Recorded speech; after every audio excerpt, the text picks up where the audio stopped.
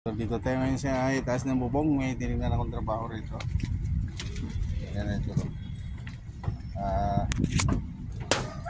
May bulok yung mga yero rito. Ito tingnan nyo. So medyo mainit niya rin dito ngayon. So mainit kasi hapon na. So helpless nyo idol. Ayan idol, may bulok makikita nyo. So malawak ang yero nito idol. Tingnan nyo. Ito lang gagawin namin sa sunod dito. Ito, pinapunta ko, pinatingnan sa akin yung lugar, yung taas ng yero. So iba rito, mais pa naman ibang yero rito. At yung iba, naman yung pandikit. So shout out sa inyo idol. Ang init ito, ito oh.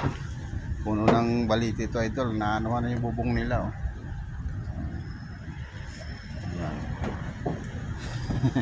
So, andito tayo ngayon.